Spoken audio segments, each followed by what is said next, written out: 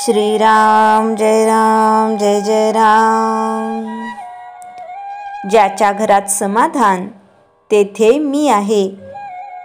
मनुष्य मला भेटला की तो सुखी किती आहे हे मी पाहतो, त्याच्या इतर गोष्टी मी पाहत नाही। पण तुम्ही त्याची श्रीमंती, विद्या, मान यावरून तो सुखी आहे की नाही हे ठरवता। भगवंता वाचून मनुष्य कसा सुखी होईल?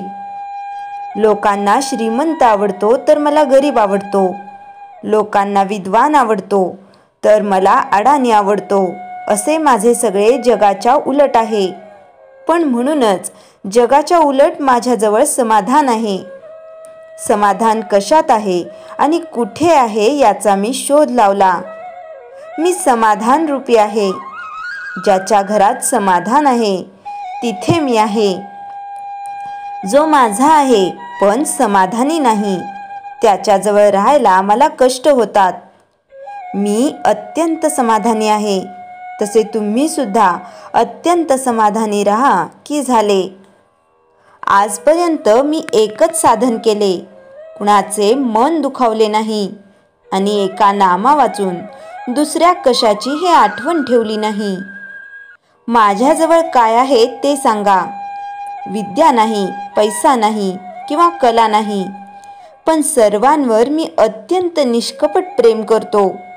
त्यामुळे मी लोकांना हवासा वाटतो आणि त्यांना माझा आधार वाटतो। जगाचा स्वभाव मला पक्का माहीत आहे, म्हणून आजपर्यंत मला कोण काय म्हणतो हे मी पाहिले नाही। मी त्याला काय सांगायचे एवढेच मी पाहिले। माझे सांगणे ऐकल्यानंतर पुन्हा तुम्ही ऐकायला येता याची 3 कारणे असू शकतील। एक, मला चांगले सांगता आले नसेल, दुसरे, तुम्हाला ते समजले नसेल, किंवा तिसरे, सांगितलेले तुम्ही विसरला असाल। तुम्ही माझ्याशी अगदी स्वाभाविक रीतीने बोलावे। आपण आपल्या घरातील माणसांशी जसे बोलतो तसे अगदी आपलेपणाने माझ्याशी बोलावे। पण माझ्याशी कुणी कसाही आणि काहीही बोलला तरी मला जे सांगायचे ते मी त्याला सांगत असतो। मी एखाद्याला सांगत असताना याने माझे ऐकले तर याचे कल्याण होईल असे आपोआपच माझ्या मनात येते। माझे जो ऐकेल त्याचे खास कल्याण होईल याची मला खात्री असते। पण कल्याण म्हणजे प्रपंचातली सुधारणा नसून आहे त्या परिस्थितीमध्ये समाधानाने राहणे होय।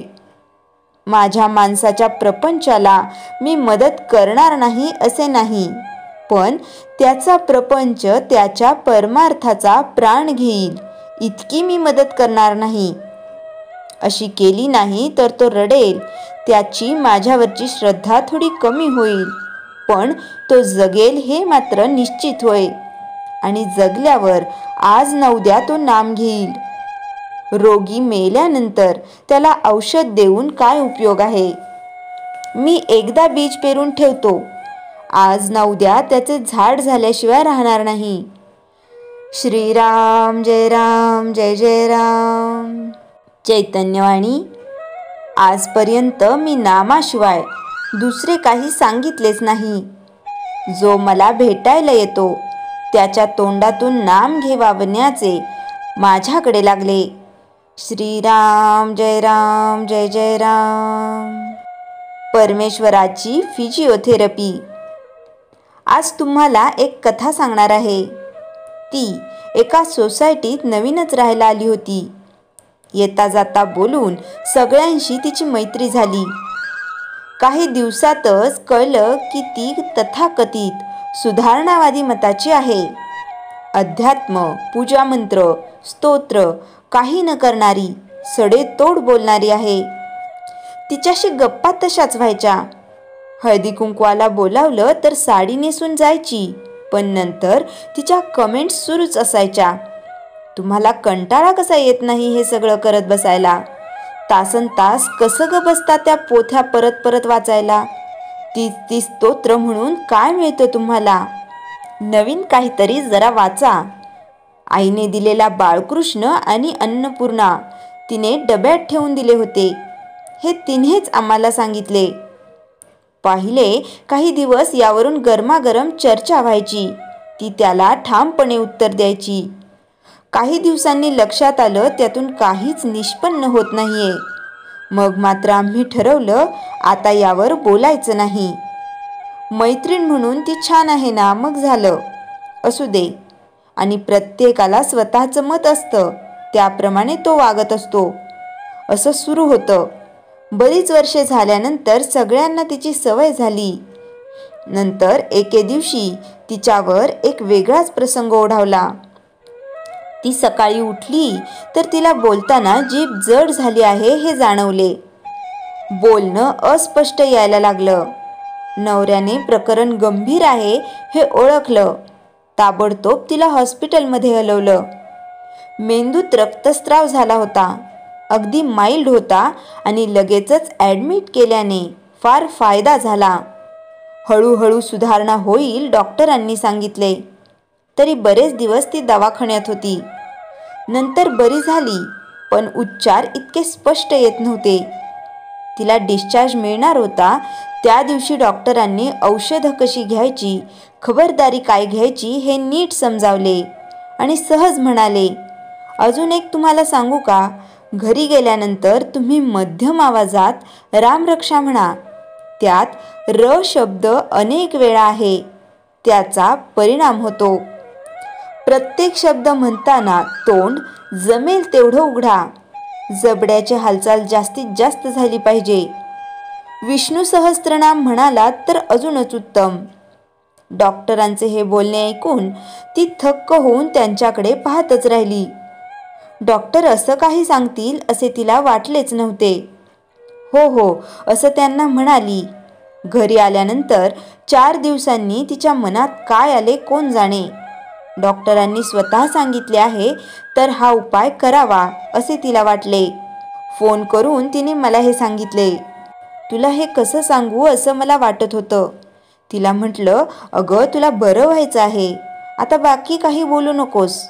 माझ्याकडे सज्जनगडावर रामदास बुवांनी म्हटलेली रामरक्षा ऑडिओ स्वरूपात आहे, ती तुला पाठवते, ती तू ऐक. कुठल्याही दुकानात तुला रामरक्षेचे पुस्तक अगदी 5-10 रुपयात मिळेल. ते आणून घे आणि बघून म्हण. तिचा गळा दाटून आला होता. नीता, एवढेच ती म्हणाली. राहू दे, उगीच अपराधी भाव मनात ठेवू नकोस. मात्र शांतपणे श्रद्धेने मनोभावे म्हणत राहा. तुझा विश्वास नाही हे माहीत आहे, तरी बरं होण्यासाठी तरी कर. हा फिजिओथेरपीचा एक प्रकार आहे असं समज. थोडे दिवस करून तर बघ, मग आपण निवांत बोलू. मी तिला म्हणाले. काही दिवसांनी तिने मला भेटायला बोलवले. हे बघ, ती म्हणाली. बघितलं तर चक्क छोट्याशा देवघरात बाळकृष्ण अन्नपूर्णा ठेवले होते. शेजारी समई मंद तेवत होती. समोर 2 निरांजन तबकात होती. उदबत्तीचा मंद सुगंध येत होता. फुलं वाहिली होती. शेजारीच रामाचा फोटो होता. त्याला मोगऱ्याचा गजरा घातला होता. मी बघतच राहिले. ती म्हणाली, काय झालं माहीत नाही, पण ऑनलाईन हे सगळं मागवलं. अंतरंगातूनच काहीतरी वाटलं असं करावं. खरंच ग, खूप शांत समाधानी वाटत आहे. तुम्ही हे का करत होता हे आजारी पडल्यानंतर मला कळलं. इथे समोर बसून रामरक्षा म्हणताना काहीतरी भरल्यासारखं वेगळंच वाटत होतं. मला ते तुला शब्दात सांगता येणार नाही. राहू दे ग, तू ते अनुभवलंस, बरी झालीस हे महत्त्वाचं. आता तू पण हा आनंद घे. तिला पसायदान, मनाचे श्लोक आणि हरिपाठ अशी पुस्तके दिली. तिचे डोळे भरून व्हायलाच लागले होते. असू दे, होतं कधी असंही. ती पूर्ण बरी झाली याचं श्रेय डॉक्टरांनाच आहे. मात्र त्या अवघड वेळी तिला रामरायाने मानसिक आधार दिला. पूजा, जप, स्तोत्रपठण यासाठी तर करायचे असतात. प्रयत्न, कष्ट आपण करायचे असतात. पण त्याचा हात हातात असू द्यायचा. तो सांभाळतो कोणीतरी, एका अदृश्य शक्ती आहे तिच्यावर, विश्वास ठेवायचा. जमेल तशी साधना करायची. श्रद्धेने भक्ती करायची. त्याने मन खंबीर बनतं. दोघांचा मेळ जमला की मग शरीरही बरं होण्यासाठी साथ देतं. डॉक्टर तर तिला म्हणाले होते, काहीही येत नसेल तर नुसती बाराखडी तरी म्हणा. नाहीतरी श्रीकृष्णांनी तेच तर सांगितले आहे, अगा बावन्न वर्णा परता, कोण मंत्रू आहे पांडुसुता. या विश्वव्यापी जगाला सांभाळणारी तसेच वेळोवेळी तारणारा अदृश्य शक्ती आहे, तिच्यावर विश्वास ठेवावा. श्रीराम जय राम जय जय राम. जयाच्या जनी जन्मनामार्थ झाला, जयाने सदा वासनामात केला. जयाच्या मुखी सर्वदा नाम कीर्ती, नमस्कार तया ब्रह्मचैतन्य मूर्ती. श्रीराम जय राम जय जय राम. जानकी जीवन स्मरण जय जय राम.